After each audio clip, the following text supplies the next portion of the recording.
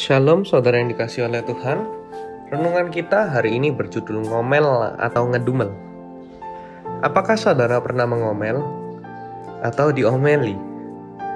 Sepertinya kalau yang mendengar ini adalah bapak-bapak, jawabannya akan lebih cenderung diomelin ya.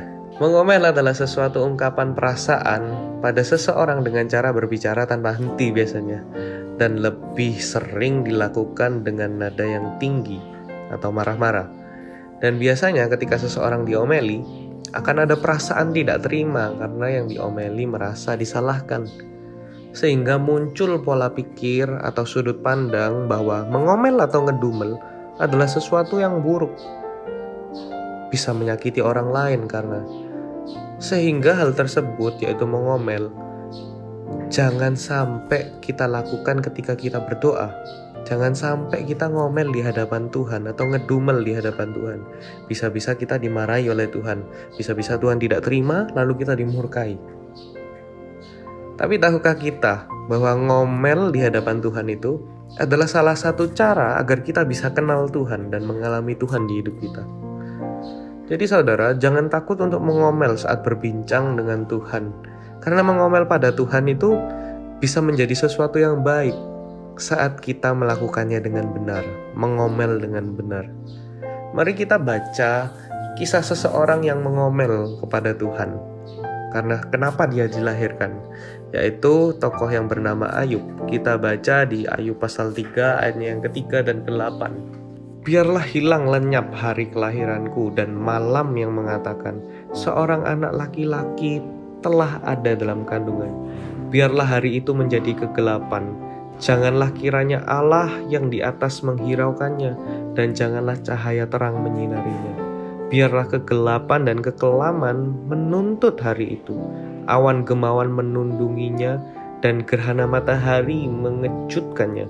Malam itu, biarlah dia dicekam oleh kegelapan. Janganlah ia bersukaria pada hari-hari dalam setahun. Janganlah ia termasuk bilangan bulan-bulan. Ya, biarlah pada malam itu tidak ada yang melahirkan dan tidak terdengar suara kegirangan. Biarlah itu disumpahi oleh para pengutuk hari, oleh mereka yang pandai mengakibatkan marah Lewiatan. Bisa kita rasakan ketika membacanya betapa jengkelnya Ayub karena dia dilahirkan di dunia. Kalau bisa, mungkin Ayub berkata, mending gak dilahirkan kalau harus mengalami semua ini. Mengalami gatal-gatal, anaknya semuanya meninggal secara bersamaan, istrinya meninggalkan, menghujat dia. Itu yang ingin Ayub katakan kepada Tuhan. Ayub meluapkan segala emosinya, dia ngomel di hadapan Tuhan karena kelahirannya. Tapi jika kita baca sampai akhir cerita tentang Ayub, dia menarik semua perkataannya, menarik semua omelannya di pasal yang ke-42.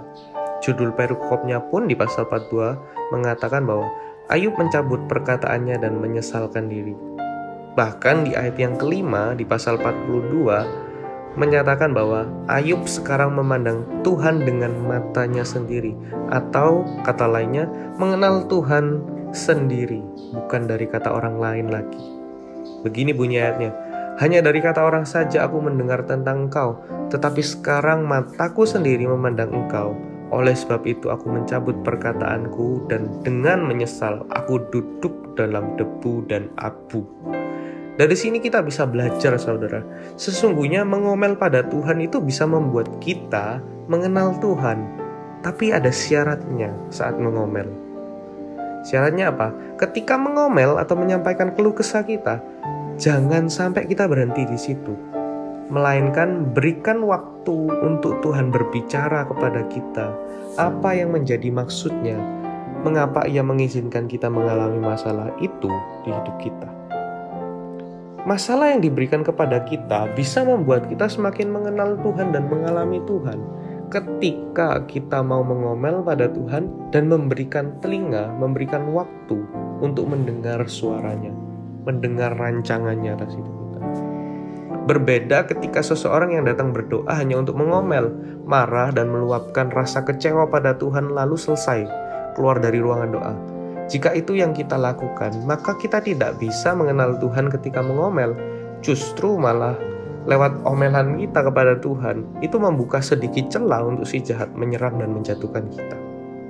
Tapi ketika kita datang dengan omelan kita dan memilih diam di kakinya dan mendengar apa yang menjadi rancangannya di hidup kita, justru itu akan membuat kita mengenal Dia, mengalami Dia, sehingga iman kita pada Kristus pun bisa semakin bertumbuh kuat.